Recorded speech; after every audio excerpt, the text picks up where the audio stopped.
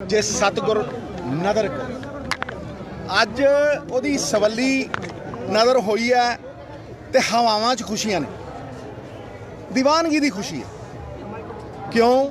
एक लांघा खुला, लांघे दे नाल असंख्य संभावनावां खुलणगियां ते जे मैनू चंगे भाग दिते परमात्मा ने ते मैं उत्थे जाके असल पंजाब दी जिहड़ी तरक्की दी राह है उहदे बारे गल जरूर करांगा। लेकिन अज जे धन्नवाद ना करिए कि भाई सवेर दा भुलिया जे शामी घरे वापस आ जाए और बाबे दे जन्म दिहाड़े दे उत्ते वो अपनी गलती दा इस्तकबाल कर लवे ते फिर पंजाब माफ़ करे, क्योंकि एक नवां अध्याय शुरू होने वाला है। इस जित का श्रेय कोई लैण की कोशिश ही ना करे, क्योंकि ये जित का सारा श्रेय संयुक्त किसान मोर्चे दे सत्याग्रह नूं है। सच की राह सी, लख कोशिश की बदनामी करन दी, अड़े रहे खड़े रहे, हक सच ते पहरा दिता, जित हुई। क्योंकि जदों धर्म की राह ते कोई तुरदा ना, धर्म युद्ध मिटदा है, यथा धर्मा तथा विजया, फिर उन्होंने कोई हरा नहीं सकता। और यही धर्म सी कि असी बाबे नानक का जिहड़ा किता ये बाबा जी लड़ ला के गए सी, उत्तम खेती। ये 17 साल उन्होंने आप खेती की, सानू किरत सभ्याचार दे लड़ लाया। ये दुनिया का सब तो वड्डा सभ्याचार है, वर्क कल्चर। ये उन्हां दियां ही अज सवलियां नज़रां ने कि किन्नियां खुशियां अज पंजाब दे लोकां नूं मिलियां ने। खास तौर ते 650 शहादतां देण वाले, 650 शहादतां देण वाले संयुक्त किसान मोर्चे दे अणथक प्रयासां नूं बूर पिया। जुल्म करना पाप, जुल्म दे खिलाफ खड़ना उदों वड्डा कर्म, सहना भी पाप। उन्हें एक ऐसा समाजिक सोशल मूवमेंट सिरजी कि जिहड़ी असीं गल करते हैं, बाबा जी कहते हैं आपसी भाईचारा, अंबेडकर साहब कहते हैं फ्रैटरनिटी, अनेकां च एकता, अड अड भाषावां, अड अड कल्चर, अड अड सभ्याचार, लेकिन उन्हां दे विच एका ये संयुक्त किसान मोर्चे ने सिरजिया और सारे एक मुश्त होके इस लड़ाई नूं लड़ते रहे। पंजाब सरकार होवे भावें होर सरकारां होण, हरेक ने उन्हां दा सहयोग किया, क्योंकि 60% आबादी है और इज्जत दी रोटी लई लड़दी सी। ये गल जहन च होनी चाहिदी है कि भाई लागतां जिहड़ियां ने वो वध रहीआं ने, आमदन घट रही है, प्रोडक्टिविटी घट रही है। इस करके ये बहुत जरूरी है अज की डेट दे विच कि असी एक रोड मैप दईए किसानी नूं सरन दा, किसानी नूं खड़ा करन दा, एक प्रोडक्टिविटी दा रोड मैप दईए और उसे दे उत्ते किसानी 25 सालां दे विच जिहड़ी हौली हौली हौली नीवी गई है उन्होंने दोबारा अपने सिर दा ताज बनाइए। क्योंकि असली चैलेंज हुण शुरू होने, जदों घरे भरत के आने हैं किसान भरा, जित हासिल करके आने, उन्होंने तो हरा ही नहीं सकिया कोई अज तक। पगड़ी संभाल जट्टा मूवमेंट भी यही जी सी, एका करता सी पूरे देश ते असली चैलेंज उदों शुरू होना है। क्यों? असी पिछले साल जून ते जाके खड़े हो जाएंगे, पिछले तो पिछले साल खुदकुशियां भी होंदियां ने। किसानी नूं खड़ा करन दे लई एक वड्डा प्लान अज सानू चाहिदा है। दूजी गल जिहड़ी मैं करनी अज बाबे दे जन्म दिहाड़े ते, जिन्हों मैं अज नहीं बार बार दोहराना, क्योंकि जदों वाहिगुरू का नाम बार बार लैने आ वो होर रंग लियाउंदा। बाबे दा फलसफा ही पंजाब नूं इस करजे दे दलदल चों कड्ढू। बाबे दा फलसफा ही पंजाब नूं दोबारा प्रगति और समृद्धि की राह दे वल ਲਿਜਾਊ। ਅਸੀਂ ਬਾਬੇ ਨੂੰ ਤਾਂ ਮੰਨਦੇ ਹਾਂ, ਲੇਕਿਨ ਬਾਬੇ ਦੀਆਂ ਕਈਆਂ ਗੱਲਾਂ ਨਹੀਂ ਮੰਨਦੇ। ਕਿੱਥੇ ਵੰਡਦਾ ਉਹ ਧਰਮਾਂ 'ਚ? ਉਹ ਤੇ ਕਹਿੰਦਾ ਮਾਨਸ ਕੀ ਜਾਤ ਸਭ ਇੱਕ ਹੈ ਪਹਿਚਾਨ ਪਾਓ। ਪਹਿਲੀ ਪਾਤਸ਼ਾਹੀ ਔਰ ਦਸਮ ਪਾਤਸ਼ਾਹੀ 'ਚ ਕੋਈ ਫਰਕ ਨਹੀਂ ਹੈ, ਤੁਸੀਂ ਉਹਨਾਂ ਨੂੰ ਜੋੜ ਕੇ ਦੇਖੋ, ਉਹ ਸਭ ਇੱਕ ਨੇ। ਇਸ ਕਰਕੇ ਅਸੀਂ ਆਪਣੇ ਮੂਲ ਨੂੰ ਸਿਰਜਣਾ, ਸੀਂਚਣਾ। ਸੀਂਚਣਾ ਇਜ਼ ਦੀ ਰਾਈਟ ਵਰਡ। ਉਹ ਸਾਡੀ ਜੜ ਹੈ। ਮੂਲ ਮੰਤਰ ਵੀ ਉਹਨਾਂ ਦਾ ਹੀ ਦਿੱਤਾ ਹੋਇਆ ਇੱਥੇ। ਬਈ ਦੇ ਕੋਲ ਮੈਂ ਕਿਉਂ ਇੱਥੇ ਆਇਆ? ਇਸੇ ਕਰਕੇ ਆਇਆ। ਜਿਹਨੇ ਜੜ ਨੂੰ ਸੀਂਚਿਆ ਉਹਨੇ ਫਲਾਂ ਤੱਕ ਪਾਣੀ ਪਹੁੰਚਾਇਆ, ਤੇ ਜਿਹਨੇ ਉੱਤੇ ਉੱਤੇ ਪਾਣੀ ਦਿੱਤਾ ਜੜ ਸੁੱਕ ਗਈ ਤੇ ਸਭ ਕੁਝ ਗਿਆ। ਬਾਬੇ ਨਾਨਕ ਦਾ ਫਲਸਫਾ ਸਰਬੱਤ ਦਾ ਭਲਾ। ਕਿੱਥੇ ਹੋਇਆ ਸਰਬੱਤ ਦਾ ਭਲਾ ਭਾਈ? ਪੰਜਾਬ 'ਚ 1% ਲੋਕਾਂ ਦਾ ਹੋਇਆ। ਲੋਕਾਂ ਦੇ ਟੈਕਸਾਂ ਦੀ ਤਾਕਤ 1% ਲੋਕਾਂ ਕੋਲ।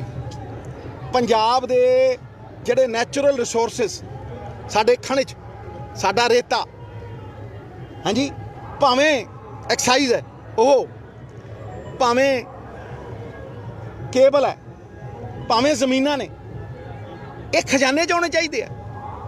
ਨਾ ਸਿਰਫ ਕਿ 1% ਬੰਦਿਆਂ ਦਾ ਭਲਾ ਕਰਨ ਲਈ ਹੋਣੇ ਚਾਹੀਦੇ ਆ। 99% ਵਾਂਝੇ ਰਹਿ ਗਏ।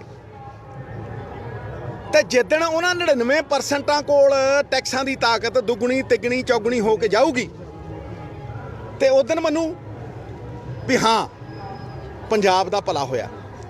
ਇਹ ਆਪਸੀ ਭਾਈਚਾਰੇ ਦਾ ਸੰਦੇਸ਼, ਹੱਕ ਹਲਾਲ ਦਾ ਸੰਦੇਸ਼। ਸਭ ਤੋਂ ਵੱਡੀ ਗੱਲ ਹੱਕ ਹਲਾਲ ਦਾ ਸੰਦੇਸ਼। ਜਿੱਥੇ ਭਾਈ ਲਾਲੋ ਦੀ ਰੋਟੀ 'ਚੋਂ ਦੁੱਧ ਨਿਕਲਿਆ, ਮਲਕ ਭਾਗੋ ਵੀ ਜੇ ਹੈਣ, ਤਾਂ ਕੋਈ ਇਹ ਨਹੀਂ ਹੈ ਵੀ ਸੱਟ ਦੇਣੇ ਆ ਭਾਈ। ਪਾਪੀ ਨਹੀਂ ਮਾਰਨੇ, ਉਹਨਾਂ ਦਾ ਪਾਪ ਮਾਰਨਾ। ਸੋਚ ਬਦਲਣੀ ਹੈ।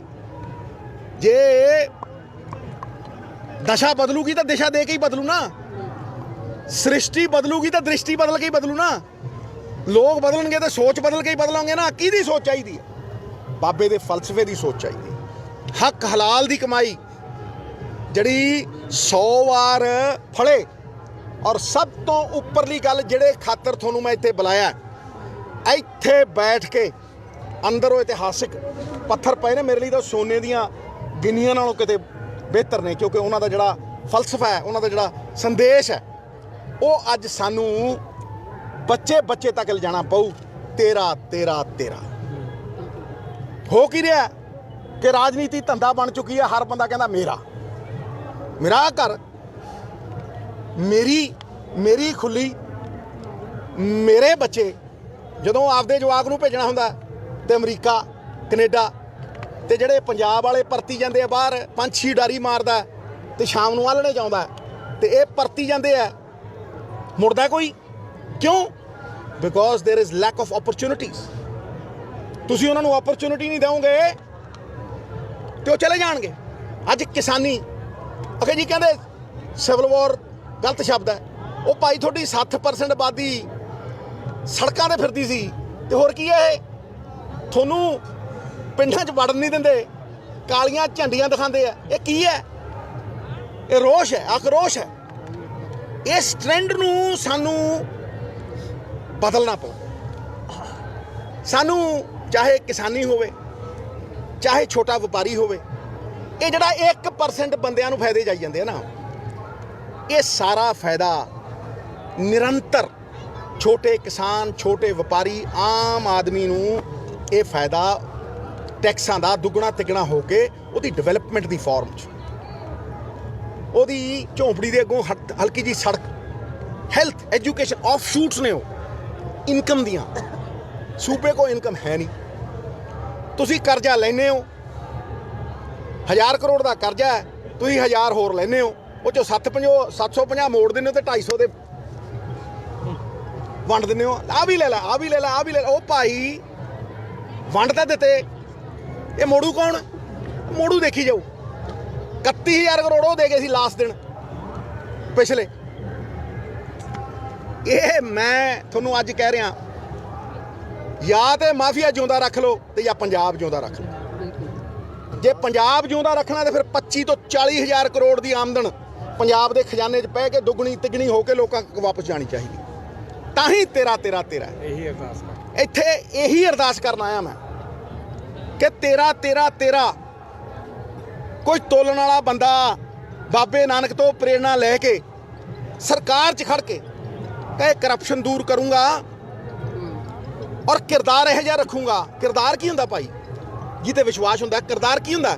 ਜਿਹੜਾ ਆਪਣੇ ਤੋਂ ਵੱਧ ਸ੍ਰਿਸ਼ਟੀ ਦੀ ਸੋਚੇ, ਆਪਣੇ ਤੋਂ ਵੱਧ ਆਵਾਮ ਦੀ ਸੋਚੇ ਔਰ ਕਹੇ ਕਿ ਮੈਨੂੰ ਬਾਬਾ ਨਾਨਕ ਦੇ ਦਰਸ਼ਨ ਇਸ ਆਵਾਮ 'ਚ ਹੁੰਦੇ ਆ, ਪੰਜਾਬ ਦੇ ਲੋਕਾਂ 'ਚ ਹੁੰਦੇ ਆ। 3 ਕਰੋੜ ਪੰਜਾਬੀਆਂ 'ਚ ਮੈਨੂੰ ਰੱਬ ਦਿਖਦਾ, ਨਰਮੇ ਨਾਰਾਇਣ ਹੈ। ਇਹੀ ਉੱਤਮ ਸੇਵਾ ਹੈ। ਇਸ ਕਰਕੇ ਮੇਰਾ ਜਿਹੜਾ ਇੱਥੇ ਆਉਣ ਦਾ ਮਕਸਦ ਸੀ ਭਾਜੀ, ਚਾਹੇ ਉਹ ਆਪਸੀ ਭਾਈਚਾਰੇ ਦੀ ਗੱਲ ਹੋਵੇ, ਚਾਹੇ ਉਹ ਸਰਬੱਤ ਦੇ ਭਲੇ ਦੀ ਗੱਲ ਹੋਵੇ, ਚਾਹੇ ਉਹ ਹੱਕ ਹਲਾਲ ਦੀ ਕਮਾਈ ਦੀ ਗੱਲ ਹੋਵੇ, ਚਾਹੇ ਭਾਈ ਲਾਲੋ ਦੀ ਇੱਜ਼ਤ ਦੀ ਰੋਟੀ ਹੋਵੇ, ਮੇਰਾ ਇੱਕੋ ਹੀ ਮੰਨਣਾ ਹੈ ਕਿ ਬਾਬੇ ਨਾਨਕ ਦੇ ਫਲਸਫੇ ਦੇ ਨਾਲ ਪੰਜਾਬ ਦਾ ਉਥਾਨ ਹੋਏਗਾ। ਲੇਕਿਨ ਮੰਨ ਕੇ ਨਹੀਂ, ਉਸ ਰਾਹ ਤੇ ਚੱਲ ਕੇ। ਬਾਬੇ ਦੀ ਰਾਹ ਸਾਡੀ ਰਾਹ, ਮੈਂ ਅੱਜ ਦਾ ਨਹੀਂ ਕਹਿੰਦਾ, ਸਾਡੀ ਸਭ ਦੀ ਰਾਹ। ਤੇ ਮੈਂ ਅਗਰ ਮੈਨੂੰ ਬਾਬੇ ਨੇ ਭਾਗ ਬਖਸ਼ੇ ਔਰ ਮੈਂ ਕੱਲ ਕਰਤਾਰਪੁਰ ਗਿਆ ਤੇ ਮੈਂ ਉੱਥੇ ਇੱਕ ਹੋਰ ਵੱਡੀ ਗੱਲ ਰੱਖੂ ਔਰ ਨਿਰਭੈ ਹੋ ਕੇ ਰੱਖੂ। ਨਿਰਭੈਤਾ ਕਿਉਂ ਮੁੱਕੀ ਜਾਂਦੀ ਹੈ? ਲੋਕਾਂ ਦੀਆਂ ਬਾਹਾਂ ਕਿਉਂ ਮਰੋੜੀਆਂ ਜਾਂਦੀਆਂ ਨੇ? ਬੜੇ ਬੜੇ ਚੀਫ ਮਿਨਿਸਟਰ ਰਬੜ ਦੇ ਗੁੱਡੇ ਬਣ ਕੇ, ਕਠਪੁਤਲੀਆਂ ਬਣ ਕੇ ਕਿਉਂ ਨੱਚਦੇ ਆ?